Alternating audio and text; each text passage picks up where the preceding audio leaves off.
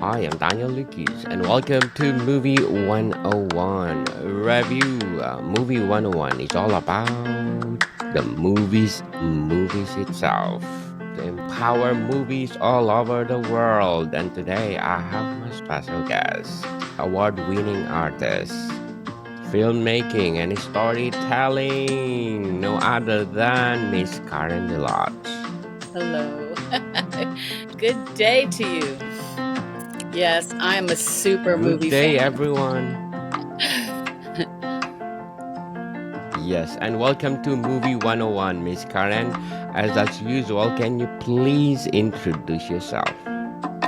Thank you so much for letting me be here. Yeah, I've been an artist and a storyteller all my life. I mean, we're talking 6 years old directing plays in the kindergarten playground. It's in my heart. My father was a Irish storyteller all the way, and so this comes to me honestly, and it is just brilliantly directed in movies. I got to go back to school after art school and sculpture. I've got 2 degrees in arts, and then I went back to school for filmmaking and love doing short movies. I direct a group of Ugandan youths in filmmaking via Zoom. So they're shooting right now a script we wrote this past year, and it's just so much fun to see them blossom in their giftings as storytellers. Congratulations, Miss Karen, for sharing your talents to the world. So, what inspired you to become a storyteller I or a think part of it, filmmaker? yeah, part of it is, that heritage of having a father who was on vaudeville in Brooklyn, lived in Brooklyn and was on vaudeville as a youth, loves to still tell stories. He was an entertainer. And I think that part of it comes honestly. I'm an artist and an art teacher, and I wrote a textbook for my students because I felt like most art history books are written by art historians, not artists. And I wanted to tell more stories. There's 1,800 images, and I'm telling the artist's stories. So I wanted my students to really understand that it's not just names and dates and places. These were people, and learning about them makes it more interesting. And I think that's part of the attraction that we have to movies, is we want to care about the characters, right? We see, yes, I know my husband likes action adventure. I like historical romance, but it's always about the people involved, because if you just want to blow up things, it's not as interesting as when you care about the characters that are in danger, right? Well, as I've Yes. taught filmmaking to young people for years, and including in homeschooling, I always want to talk about the story first, because without a story, even the best actors struggle to make a movie interesting. But a great story can help even mediocre actors look great. So it starts with the story. The great directors say you make a movie 3 times: when you write the script, when you shoot it, and when you edit it. So every one of those processes in pre-production, production, post-production is all important. Everybody to have one vision and to create this story that can change people's lives. I think most of us have seen a movie that touched us deeply. And when it touches us, it goes back to, what about that story touched you?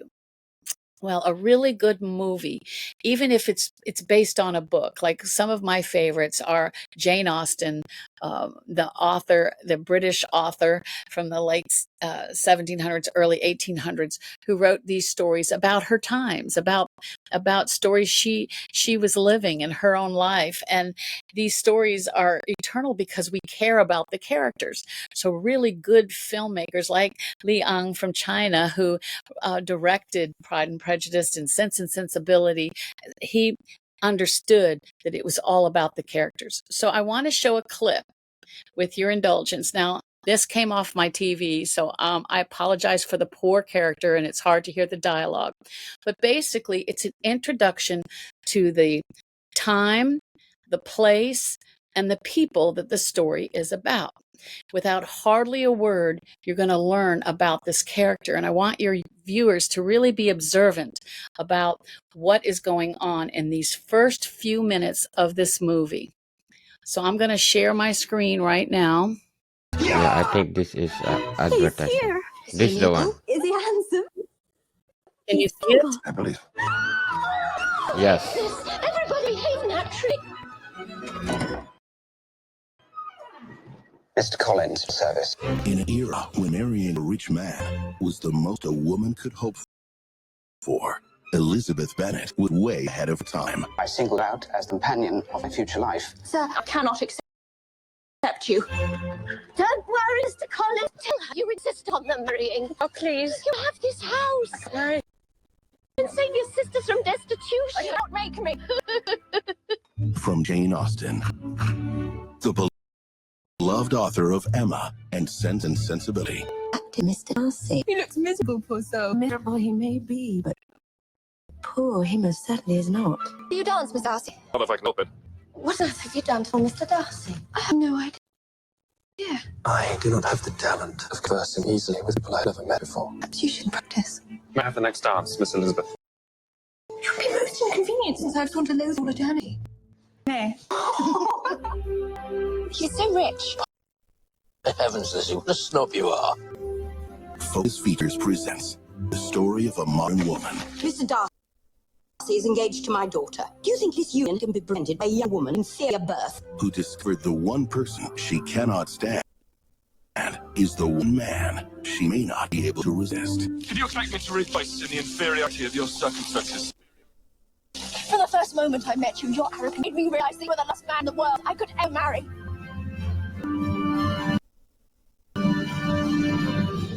Do not think I'm a handsome man. Yes, he is. From the producer of Bridget Jones's Diary and Love Actually, He's been a fool since survive. We are all fools in love. Keira Knightley, Matthew McFadden, Brenda Blevin, Donald Sutherland, and Judy Dent. You bewitched me, body and soul. She didn't like it. So did I. So did all. Pride and Prejudice.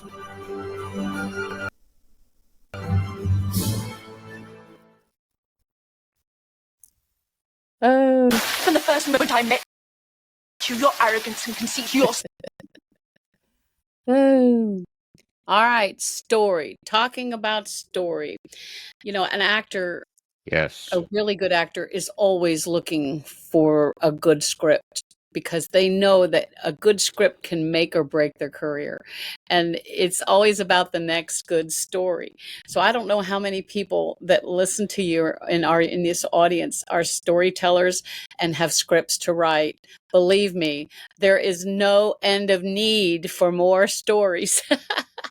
So, you know, the great author, you know, that Jane Austen, her stories still resonate even centuries later because it's about the people and what their goals are. And even though we can't relate to these women and their stories, and their circumstances, their stories touch us. Their desires for love, what they stand for, who they are all things that really, really touch the souls of viewers. Why we're movie fans? Is it because things are blowing up? I know from my husband, even watching the Titanic, he's like, we better start seeing some icebergs because to him it was going too slow in the first part because it was all about setting up the stories, setting about the characters. So I'm sorry I can't seem to figure out how to share, you know, the opening of the movie that I really wanted to show your audience because I can't figure out how to do it, how to pull it up. It's all about introducing the characters, and the way the director does it is he has a morning shot. He's got his character. We know it's the Keira Knightley character, and she's walking through a wooded area, and she's reading a book as she walks. She's dressed very simply, even though she's from a well-to-do family. And as she walks, she's finishing a book. We see her reading the last pages, and it's the end. And she's out early before before anybody else. And then you see her walking into her family estate where there's cows and geese and ducks, and servants are hanging laundry through outside on the lines, and she walks through them. It's one continuous shot. As you see, it's very early, it's dawn, it's very early. And then the camera goes into the house, and you see her sisters, one's playing the piano, and it's the theme song of the movie Pride and Prejudice playing, and it's like her sister's playing that on an old-fashioned keyboard. The sisters are running around excited. The house is got full of dishes and girly stuff laying around. And then you see the parents talking about this wealthy man who has rented a house in the neighborhood. Well, of course, when you had 5 daughters in those days, you were looking for well-off men to inherit, because women weren't allowed to inherit. So when her father died, his wife and daughters would not get to stay in the estate. It would go to a cousin because he's a man. And so it was very important to this mama to find wealthy husbands to support her girls. And there was pressure on them. And that was part of their culture. So as we watch these kind of movies, we're taken back into the time and the place because of the brilliance of the direction and the brilliance of the storytelling. So I didn't know, Daniel, if you had any questions about Yes. storytelling that we could So, talk Miss, about. yes. So, Miss Karen, what challenges have you faced in storytelling that you may share to us? Well, the truth is, even though I love story, I'm not a script writer. I have had to teach my children, teach others. I love story, and I know a good story and how to progress it. I understand about the 3 act. Act 1, you introduce your characters. Act 2 is a progressive challenge to the protagonist, and accelerating danger or accelerating obstacles as the characters are having more and more obstacles to overcome in that 2nd act, which is the bulk of the movie. And then the 3rd act wraps up. There's some inciting incident that turns it all around and looks impossible, and then there comes that 3rd act breakthrough that we didn't see coming, some way that our hero pops out of the circumstance and has victory in the end. Because most of us, we prefer a movie that wraps up nicely and has a good ending, right? Even if there's loss Yes. along the way, we want to see victory for our protagonist, the main character. And the antagonist, the more wicked and evil or disastrous the protagonist is, the better. And it can be, in some stories, the protagonist is themselves. It's man against man, or a man against nature, a man against yourself. And so some good movies like Ferris Bueller's Day Off is about that character getting into maturity. He's a kind of a coming of age. We call it coming of age films, where the character has some challenges and has to learn to grow up and make more mature choices in the end. Or it's man against nature. My husband just watched one about an earthquake that goes to LA, and but first you get those opening scenes where you get introductions to the characters. So we're going to care about them. We're going to care about what happens to them. And when some scientist is trying to tell the politicians, there's a big earthquake coming, you've got to evacuate. And they're like, no, we're not going to do that. We don't believe it's going to happen. Da, da, da, da. You scared us last time and we had a big panic and what didn't happen. So we don't believe you this time. And so, the danger accelerates, and we were watching our characters trying to get somebody to believe them and save people, and they get in danger. And so these kind of movies are man against nature, right? But it's also built around, who are the characters? Do we care about these characters? Then it's man against man. We have stories like Forgiven, where it's some kind of trauma, tragedy happens to our main character, and the rest of the movie they're trying to find justice. We're trying to find who did it and bring them to justice. So those are a lot of, I know, my husband's favorite movies, when they following the cowboys or following the bereaved widower, and they're gonna, Liam Neeson is a real good actor for some of these movies where something bad happens to his wife or child, and he's gonna, rescue them or bring justice to the bad guys. So these kind of stories, we can think about, what do we enjoy? What moves us? Why do we, pay the $10 and go to the movies or rent movies? Because now there's so many ways to show movies. There is still lots of need for movies.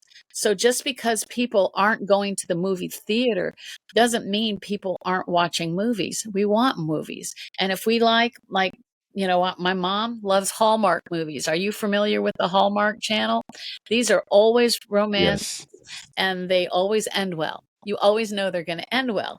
And as my husband teases us for liking these movies, he's like, you know how it's going to end?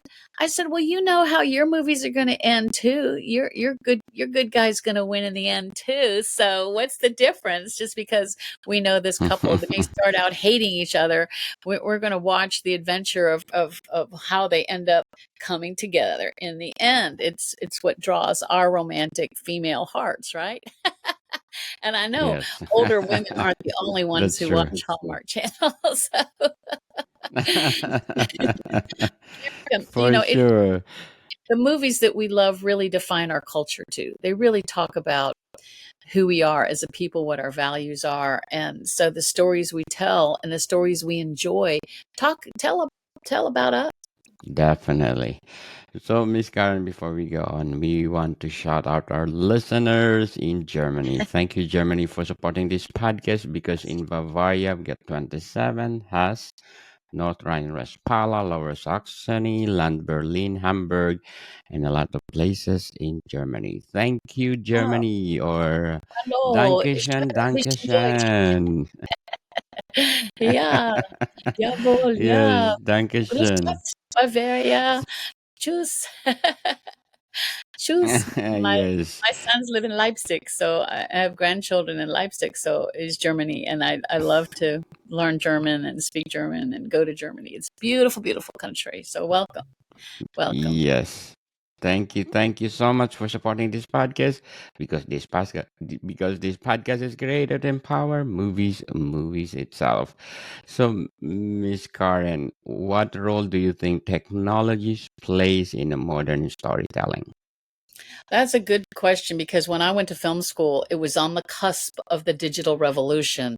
Because up until that point, all the teachers were teaching us filmmaking, how to use film cameras, when you're a student, you're using 16 millimeter film, not the 32 millimeter. I mean 35 millimeter film, which was the standard for most films up to that age, and the DSLR cameras, which we were using to create short films, weren't as good a quality as the films. But that has changed in the last 10 years as digital filmmaking is gotten superior, and absolutely you can't tell the difference anymore with a really good digital camera. So technology and the way we edit, where you don't have to destroy the film and cut it up into pieces when you edit, it's nonlinear. Editing has made it so much easier to change and make changes and to edit movies.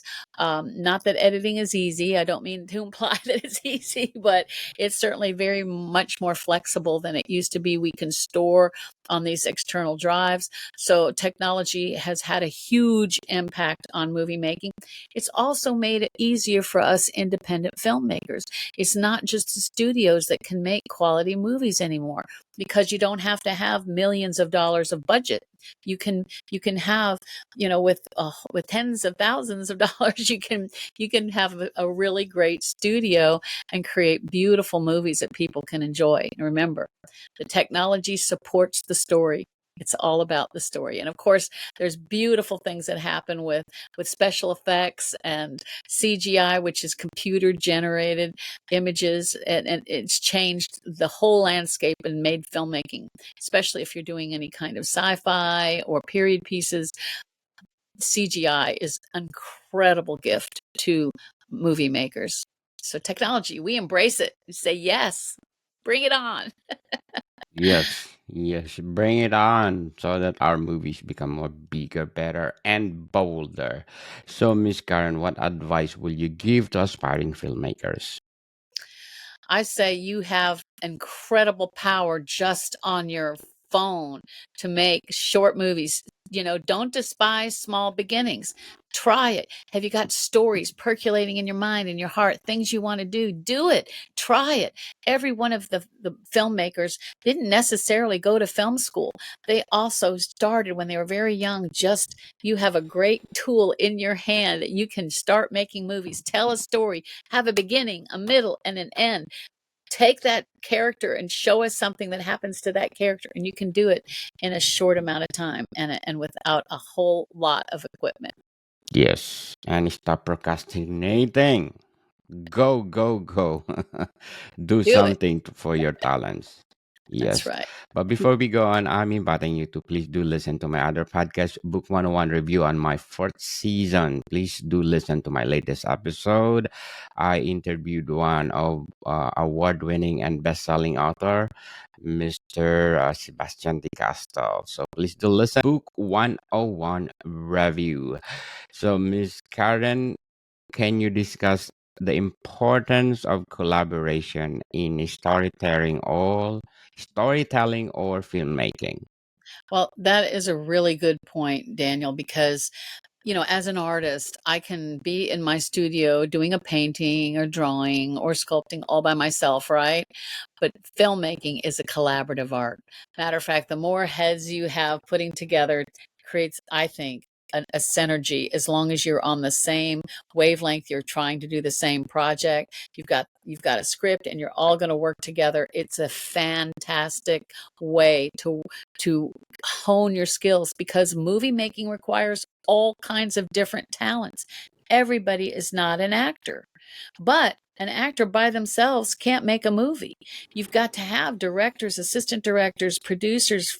You need camera people, sound people. You need editors. You need all kinds of help. You need people that are good at makeup and hair and costumes. You need people that are good at finding locations and maybe costumes. So there's so many jobs to do in filmmaking. If you're not a writer, if you're not a director or an actor, there's still plenty of places that people are needed in filmmaking. It's a great, great place for collaboration. So I'm glad you mentioned that. I know I enjoy it. I started out in theater before I got to filmmaking. Again, you've got actors on stage, but you also have someone doing lights and sound and direction, and maybe there's music added. So, and of course, in movies, without sound, without music, it seems kind of dead. That even we saw that clip with Pride and Prejudice, that music became as famous as the movie. A lot of effort went into creating a soundtrack for that film. So it's a great place if you love music. Create a soundtrack for movies. They're always looking for soundtracks, and they use contemporary music too. So that's an avenue you may find you can collaborate in movies if you're into music or sound. Lots of skills needed. Yes, definitely. For sure. So, what are some of your favorite films and how they influence your storytelling? I don't know if you've heard of the movie As Good as It Gets. No, I love that one too, but the one I'm talking about is Life is Beautiful. When I saw the first version of Life is Beautiful, is an independent Italian film. Bertolucci and his family, his wife was the actors. He was an actor. He wrote the script. He directed it, raised the money to produce this film. And I saw it in an art house movie theater here locally where I live in South Carolina. And I wept so hard at the end of that movie. I went into a stall and I cried and cried. And I said, this is what I want to do. I want to make movies that touch people this much. If you haven't seen Life is Beautiful, its first version was in Italian with English subtitles. That's the way I saw it. But then they produced an English version of the film where they dubbed it in English. It is an example of an independent film family who created a movie that tells an incredibly moving story. So Life is Beautiful is a favorite. As Good as It Gets is I think one of Jack Nicholson's best films, and Helen Hunt's best films. I love Lars and the Real Girl. It tells another story of a very broken young man who uses a blow up doll to come out of his agoraphobic lifestyle, and the whole village embraces this plastic doll. He pretends it's his fiance. I mean, in his mind it is his fiance. And so Lars and the Real Girl is so touching in how this community rallies around a really broken, grieving young man and help him recover his his ability to step out of his grief and sorrow. And it's a beautiful film, Lars and the Real Girl. I love all the Jane Austen movies. Sense and Sensibility is brilliant. It's Emma Thompson wrote the script, and from what I understand, she got an Academy Award for the script of Sense and Sensibility.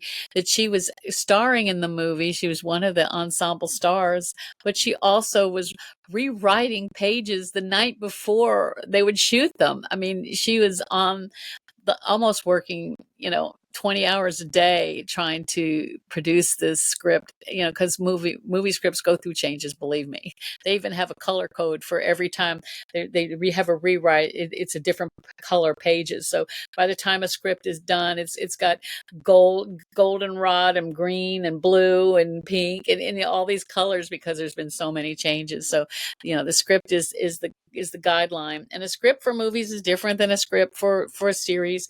And if you are a writer, think about series, because people love series too, and it's a great way to develop characters. You don't have to tell the whole story in 100 minutes or 120 minutes. You can tell it in 60-minute episodes, right, or 45-minute episodes, and to keep telling and give backstory and keep developing your characters. So series are great vehicles for writers. It's a writer's venue. So I love all of these kinds of movies. I love romance and historical romance. These are, if it's got a good story, good characters, and good acting, I'm all about it. Even if things blow up, I watch those too. Yes. Yes, people, Life is Beautiful is won multiple awards. So please do watch it. Highly recommended. So, Miss Karen, can you please invite our listeners to support all your works? Oh, thank you so much. Well, I have a podcast that people can watch as I talk about art as self-therapy, creativity, wellness through creativity. It's something that is in all of us, that we're all creatives. We're born that way because part of our brain is about creativity. And if you're watching this podcast and you are interested in movies, which is an incredible creative venture, then get my podcast at www.getcreativewithkaren.com and register for that podcast and watch how you can stir up your own creative gifts and be your most brilliant. Thank you, Daniel. Yes. Yes, people, let's support Miss Karen. Because if you support her, more books to come, more artworks to come, and more coaching to come. So, Miss Karen, thank you for your time. My pleasure. Blessings. Bye-bye. More to come, people. See you soon.